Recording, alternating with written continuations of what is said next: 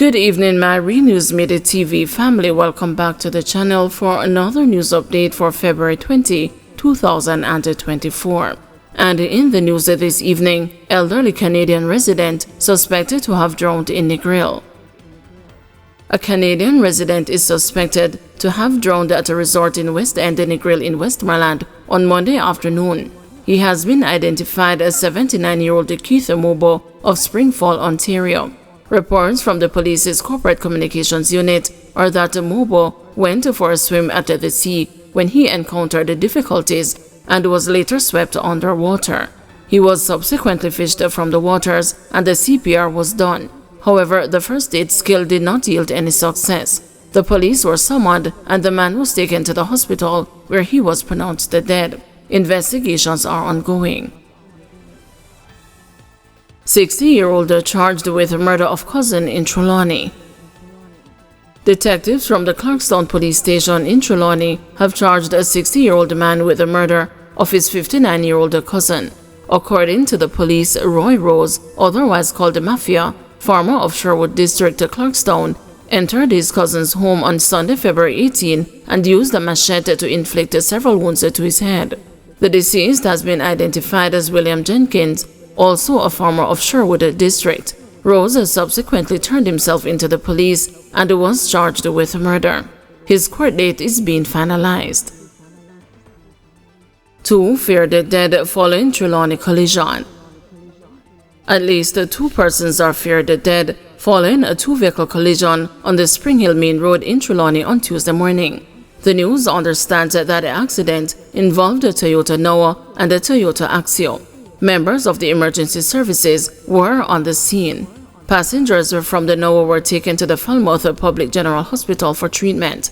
The accident follows another on Sunday, which claimed the lives of 4 individuals. In that accident, 3 of the individuals died on the spot, while the other died at hospital.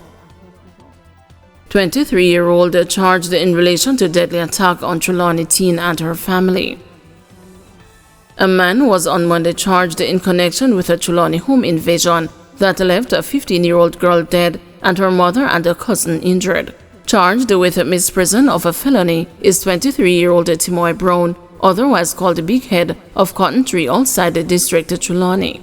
Misprision of a felony is when someone knows about a crime but fails to report it to the authorities. Schoolgirl Jamelia Cole and her family were at home in Albertown, Trelawny on the early morning of Sunday, August 6, 2023, when they were attacked. The culprits inflicted several wounds on 3 of the 4 occupants. An 8-year-old managed to escape injuries. It was reported that 2 masked men entered the premises through a glass window. The men reportedly used pieces of board to beat the mother and the teen girls in their heads. Cole was raped, beaten, and left tied up in a yam field near her home. All 3 were subsequently taken to hospital, where Cole died. As part of the investigation, police, acting on information, apprehended Brown on Monday, February 12. According to the police, he admitted to having knowledge of the incident. He was later charged on Monday, February 19, and is awaiting a court date. Court hears side of co-accused in Simone Campbell-Moore murder case. One of the alleged murder accomplices in the January 2, 2018 shooting death of businesswoman Simone Campbell-Moore told the police that it was after her death that he learned that she was the wife of Omar Collymore. The co-defendant, Shaquille Edwards, in a police statement disclosed that he was aware that there was a hit on the woman's life and that he had even accompanied others in watching her Mercedes-Benz motorcar. But he indicated that he did not know her relation to Collymore until he saw the news about her death. However, Edwards told the police that on the day of the shooting, he was not present, as he had told the men that he did not want to accompany them. The court also heard that the witness first met Collymore less than a month before his wife's death and that they had only exchanged words twice. Edwards, the court further heard, told the police that he had told his friend and the co-defendant Michael Adams a lie about the car he was driving running out of gas because he no longer wanted to be involved in the program. Collymore, who is accused of orchestrating his wife's murder, is currently on trial in the Home Circuit Court, along with Edwards Adams and Dwayne Pink. The men are also being tried for the death of Winston Walters, a taxi man. Walters, who was transporting Campbell-Moore, lost his life during the shooting attack outside her apartment on Stanley Terrace in St. Andrew. Edwards' revelation came while the police corporal who had taken his statement was giving evidence at the trial. The court also heard that Edwards was shown a picture of the businesswoman and was instructed by Adams to watch her Mercedes-Benz. Edwards had also told the police that Adams had entered 3 vehicles for the occasion and that he, Edwards, drove all of them at some point. He said the vehicles include a blue Toyota Yaris motor car. The police corporal further testified that Edwards told him that he met Collymore twice and that the first time they met was at his business place in Clock Tower Plaza in Halfway Tree, St. Andrew. However, he said the purpose at that time was to discuss business, as he was told he could purchase goods from Collymore. The court further heard that Edwards indicated it was a friend, Punisha, who had introduced him to Collymore in December 2017. But he said when he met him for the first time, Adams and Punisha were present. He also told the officer that he first saw the Benz motor car when Collymore drove it to Punisha's home. Edwards further said in his statement that he saw the Benz at the foot of Red Hills in St. Andrew and that on that occasion it was being driven by the same woman with the problem for run pan. He disclosed in his statement that he saw the Benz 3 times and that Pink was present at one point. Edwards further revealed that on one occasion, while he was traveling with Adams, he collected a black and gold Skywalker hoverboard from Collymore. According to the officer, Edwards told him that Adams called him on January 1 and asked him if him not on the road, and he told him no. The witness said Edwards said he later saw the news about Campbell Collymore's death on television and the internet and learned then that it was Omar Collymore's wife. According to the police officer, Edwards told him that was all the information that he had and he would gladly share if he had more. EOJ says 2.1 million ballots printed for local government election.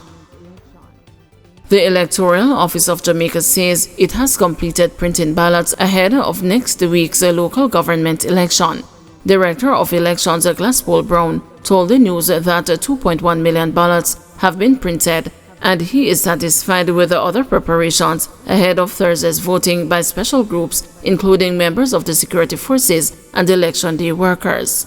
Well, we have completed the printing of ballots. We've printed in 2.1 million ballots have been printed. That process has been completed. We are now preparing for Thursday, which is a special voting day. We are in the final stage of sending all the supplies across the island. We should be in the different locations by tomorrow afternoon. Well, our preparation has been going according to plan. We are quite happy in terms of where we are at today's date. We anticipate that to come Thursday, everything should go fairly smoothly. We are continuing preparing. We do all, as I said before, we should finalize all our preparation over the weekend in terms of setting up our polling stations, doing our final briefing with our workers. That should take place Saturday and Sunday. So we're looking forward to Monday. Girlfriend of accused killer denied a bail after trying to smuggle contraband into lockup. The 18-year-old girlfriend of the man charged for the contractor-style killing of paralegal Sandra Risden along Washington Boulevard last month was denied a bail Tuesday when she appeared in court following her arrest Monday for attempting to smuggle contraband into the Constant Spring police lockup.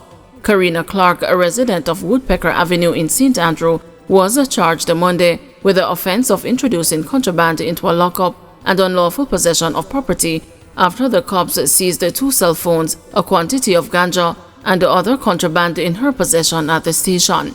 Ms. Clark, who is pregnant, hid the contraband in a container of food being delivered to her boyfriend, Ojo Russell. She was refused bail when she appeared before the St. Andrew Parish Court Tuesday afternoon and is to return on March 5. Superintendent Sherika Service, head of the St. Andrew North Police, told the news that Ms. Clark will be detained at the South Camp Adult Correctional Facility instead of regular lockup due to her pregnancy. Ms. Clark gave an interview to the news last week, insisting that Mr. Russell was not involved in the killing of Ms. Risden as he was at home with her at the time of the incident. Ms. Risden, 63, was gunned down in traffic along Washington Boulevard on January 18 by men on a motorcycle. Mr. Russell was captured a few hours later in the Waterhouse community.